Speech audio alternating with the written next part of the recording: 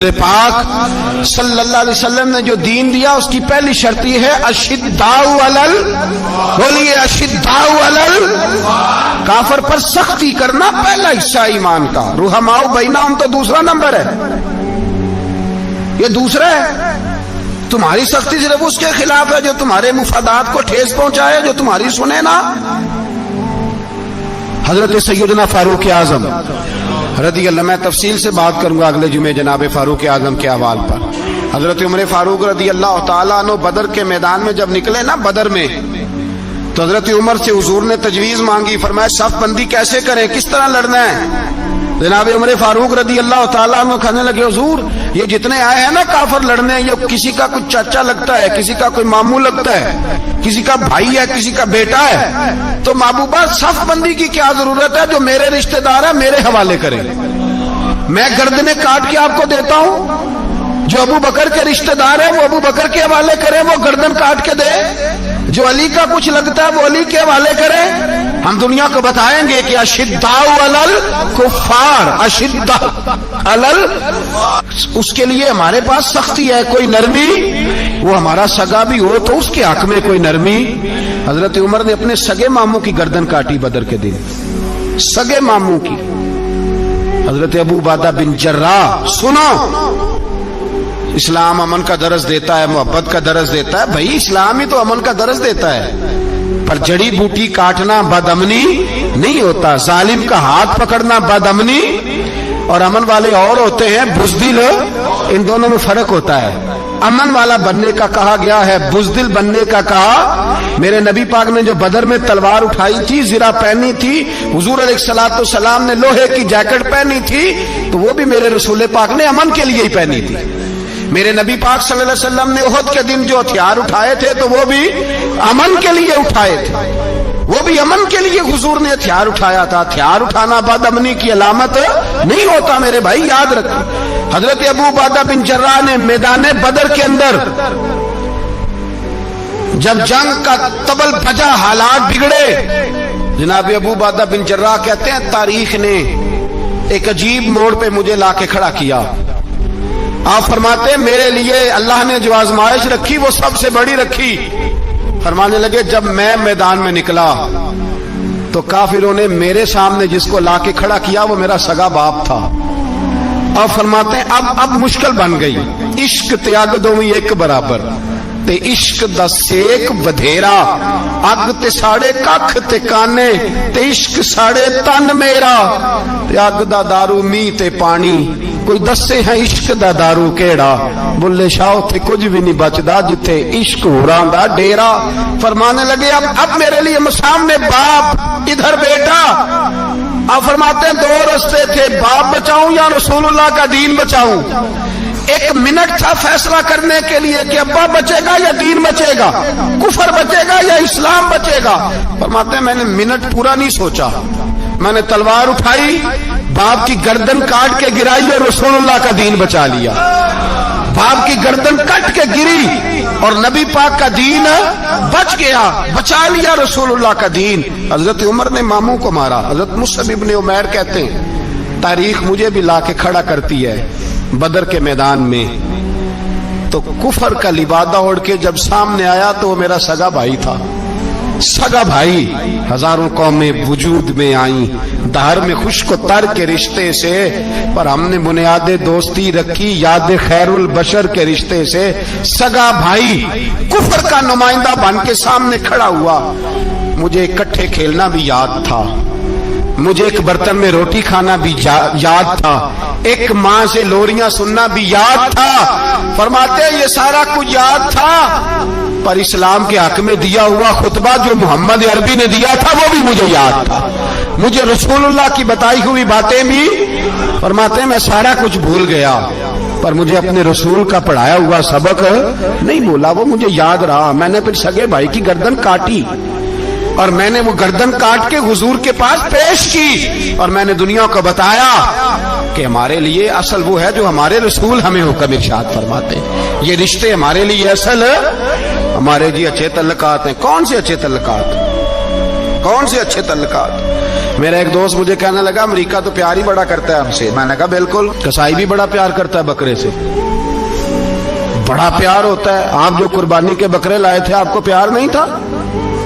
ذبح کرنے سے پہلے اس کو پانی بھی پلایا, چارہ بھی کھلایا, غسل بھی کرایا, پر آخر میں کیا کیا؟ بولے نا جی, یہ والا پیار کرتا ہے امریکہ آپ سے. دیتا ہے کبھی کبھی پیسے, کوئی شک نہیں اس میں.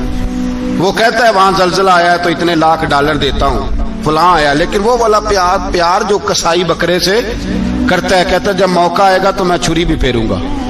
اور اپنے وقت پہ آ کے وہ, یہ میری مثال یاد رکھ لینا, امریکہ کا پاکستان سے اور مسلمان سے وہ والا پیار ہے جو بکرے کا کسائی سے اور کسائی کا بکرے سے ہوتا ہے. وہ چارہ ڈالتا ہے, موٹا کر کے ذبح کرتا ہے, پتلا ذبح کرنے میں اسے لذت نہیں آتی.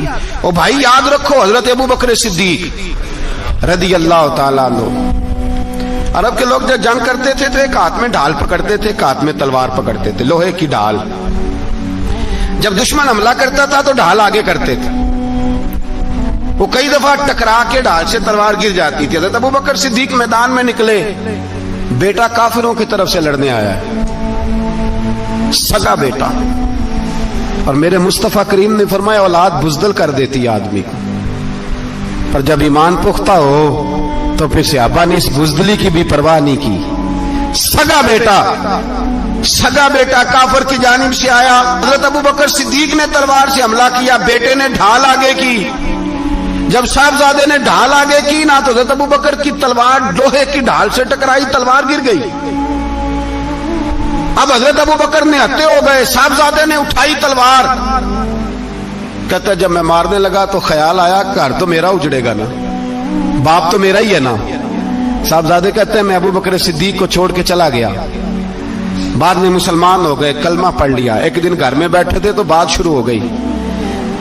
صاحبزادے کہنے لگے ابا جی وہ یاد ہے نا جب میری ڈھال سے آپ کی تلوار ٹکرائی تھی اور تلوار گر گئی تھی تو میں نے آپ کو باپ سمجھ کے چھوڑ دیا, میرا ہی گھر اجڑنا تھا باپ سمجھ کے. جناب صدیق اکبر رضی اللہ تعالیٰ عنہ صاحب ابن شام نے لکھا ہے کہ اپنی سرین پر 2 دفعہ ہاتھ مارا, 2 دفعہ. کہنے لگے بیٹے تو اس وقت کافر تھا, تو نے مجھے چھوڑ دیا. میں جب واپس پلٹا تھا نا اسی دن اسی لمحے تو میرے دل میں خیال تھا کہ بیٹے نے تو چھوڑ دیا ہے, لیکن اگر بیٹا یوں میری تلوار کے نیچے آتا میں بیٹا سمجھ کے معاف نہ کرتا, کفر کا نمائندہ سمجھ کے قتل کر دیتا. اس لیے کہ میری نظر میں اگر کوئی اہمیت ہے تو رسول اللہ کے فرمان کی اہمیت ہے. باپ بیٹے اولاد کی کوئی اہمیت ہے؟ اشداء علی الکفار, کافر سے نفرت ہی نہیں ہوتی. یہاں تو موج لگ گئی ہے ایک عام نوجوان سے لے کے عام آدمی سے وزیر اعظم تک کی سوچ یہ ہے کہ رہائش امریکہ میں ہونی چاہیے, لندن میں ہونا چاہیے, بس یہی سوچ ہے. اب تو اللہ تبارک و تعالیٰ معاف کرے جس کے پاس پاسپورٹ ہے لندن کا, یورپ کا, وہ سمجھتا پتہ نہیں میں کون سی بلا ہوں. چھوڑو, کس چکر میں پڑ گئے ہو, کس طرف نکل گئے ہو. صدر صاحب امریکہ کے صدر کے ساتھ فوٹو کھچاتے ہیں تو وہ 2 فٹ اونچا ہو جاتے ہیں. بس کرو یار, یہ کمزور لوگوں کی علامت ہے, کمزور لوگوں کی. حضرت عمر فاروق رضی اللہ, مجھے پلٹ کے یاد آتے ہیں سیدنا فاروق اعظم. حضرت فاروق اعظم رضی اللہ تعالیٰ عنہ سے عیسائی بادشاہ نے کہا میں ملنا چاہتا ہوں. آپ فرمانے لگے ٹائم نہیں, جو تجھے ملنا ہے وہ مدینے کے غریبوں کو نہ ملوں گا, وہ رسول اللہ کے نوکروں کو نہیں ملوں گا, تجھے مل کے کیا کرنا ہے. میں انہیں ملوں گا جن کے لبوں پہ رسول اللہ کا درود جاری ہے, جو مصطفیٰ سے پیار کرتے ہیں. مجھے تجھ سے ملنے کی کوئی ضرورت ہے. ہمارے ہاں وہ نفرت نہیں کفر کے لیے جو مسلمان کے دل میں ہونی چاہیے, وہ مزاج ہی نہیں ہمارا, وہ شعور ہی نہیں. ہم جب بھی اتحاد کرتے ہیں کافر سے اتحاد کر کے اپنے ہی بھائی کو مارنے لگتے ہیں. وہ جی لڑائی ہو رہی تھی, بھائی کا بھائی سے اختلاف نہیں ہوتا گھر کے اندر, پھر وہ دشمنوں کو بلا کے لاتا ہے کہ میرے بھائی کو مارو. ایسا ہوا ہے کبھی؟ اگر آپس میں اسلامی ممالک کا اختلاف ہے بھی تو کافر کو لاؤ گے مارنے کے لیے, کافر کو لاؤ گے. اور یہاں ایک آدمی قید ہوا تھا امریکہ کا, پوری دنیا کو مصیبت پڑ گئی تھی. سمجھ آ رہی ہے؟ نام لینے کی ضرورت تو نہیں, باقی سمجھ آ رہی ہے آپ حضرات. ایک آدمی قید ہوا تھا، اور انسانی حقوق کی تنظیمیں اور ہمارے اپنے اندر سے بڑے بڑے، میں روشن خیال نہیں، میں روغن خیال کہتا ہوں ان لوگوں، بڑے بڑے روغن خیال اٹھ کے کھڑے ہو گئے، جی انسانی حقوق کی بات کرو، جی ایسے ہو گیا، جی ویسے ہو گیا، لے گئے بندہ چھڑا کے۔ یہاں روز خون کی ندیاں بہتی ہیں۔ اقوام متحدہ جس سے مسلمان بھیک مانگتے پھرتے ہیں کہ مسلمانوں پہ مظالم بند کراؤ، اقوام متحدہ نے کہہ دیا کہ دنیا کی مظلوم ترین اقلیت کا نام برما کے مسلمان ہے۔ اقوام متحدہ نے رپورٹ دے دی، پھر مر نہیں گئے سارے اسلامی حکمران؟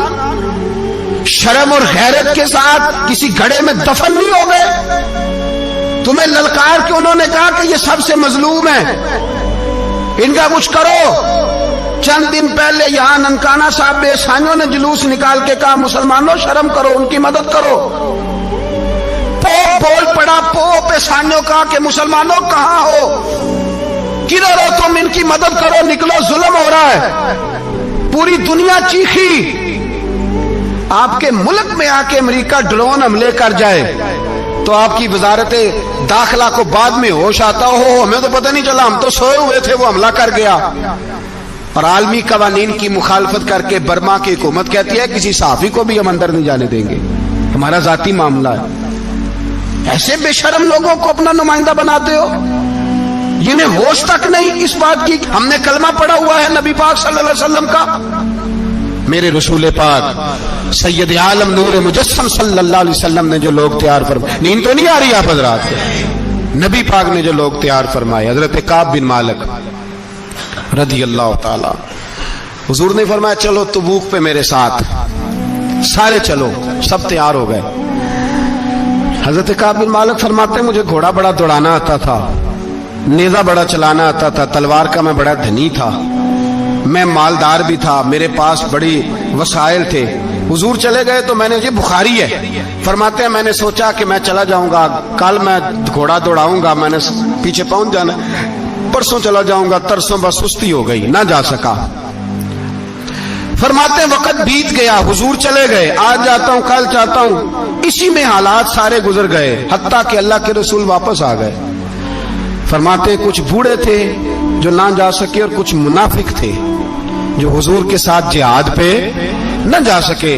آپ فرماتے ہیں میں جوان بھی تھا، تیر انداز بھی تھا، اور دنیا عرب سارا جانتا تھا کہ مالدار بھی ہے، اللہ تعالیٰ کی دی ہوئی بڑی نعمتیں تھے، میں نہ گیا، اور ہو غلطی گئی، سستی گئی۔ فرماتے ہیں حضور مدینے میں آئے، جب مسجد نبی میں بیٹھے تو منافق آ کے بہانے کرنے لگے، کوئی کہنے لگا بچی بڑی بیمار تھی، کوئی کہنے لگا حضور کل ہی صحیح ہوا ہوں۔ فرماتے مجھے بھی پتا تھا، اور پتا مصطفیٰ کو بھی تھا جھوٹ بول رہے ہیں، حضور کو پتا تھا، پر وہ بہانے کرتے، حضور قبول کرتے، میں چلو جاؤ۔ کہا فرماتے ایک منٹ کے لیے مجھے بھی وسوسہ آیا کہ کوئی بہانہ نہ کر دوں، لیکن پھر میں نے سوچا بہانہ کس کے سامنے کروں، جسے اللہ تبارک و تعالیٰ نے نبوت کی آنکھ عطا فرمائی ہوئی ہے، اس محبوب کے سامنے بہانہ۔ اس خیال آیا مسلمان نیک و بد پہچان جاتے ہیں، محمد آدمی کے دل کی باتیں جان جاتے ہیں، کدھر بہانہ کروں، حضور کو تو سارا پتا ہے۔ فرماتے میں گیا، حضور نے پوچھا کیوں نہیں آئے، اور پوچھا بھی مسکرا کے، کیوں نہیں آیا، مسکرا کے پوچھا۔ فرماتے ہیں میں نے سچ سچ بولا، میں نے کہا یا رسول اللہ سستی ہو گئی، حضور غلطی ہو گئی، جو بہانے لگا رہے تھے ان کو آزادی مل گئی، اور مکتب عشق کا دستور نرالا دیکھا، اس کو چھٹی نہ ملی جس نے سبق یاد کیا۔ فرماتے ہیں ان کو چھٹی مل گئی، میں نے کہا حضور غلطی ہو گئی، تو نبی پاک نے فرمایا اس سے کوئی بندہ کلام نہ کرے، خبردار میرے ساتھ بھی گفتگو نہ کرنا۔ حضرت کعب بن مالک فرماتے ہیں میرا چچا زاد بھائی، خالہ زاد بھائی سارے رہتے تھے، میں کسی کو سلام لیتا تو کوئی جواب بھی نہیں دیتا تھا۔ فرماتے ہیں میں مسجد میں نماز پڑھنے آتا، پر صحابہ کرام کو حضور نے منع کر دیا تو مدینے کی گلیاں بھی ناآشنا ہو گئی۔ فرماتے ہیں مجھے یوں لگتا تھا کہ مدینے کے در و دیوار بھی مجھ سے کلام نہیں کرتے، میں وہاں دعا منگیا کرو سنگیو کتے مرشد نہ رس جاوے، اے جنہاں دے پیر رس جاندے او جیوندے ہی مرے رہندے۔ کہا اس طرح لگا کہ جیسے حالات بگڑ گئے سارے میرے حق میں،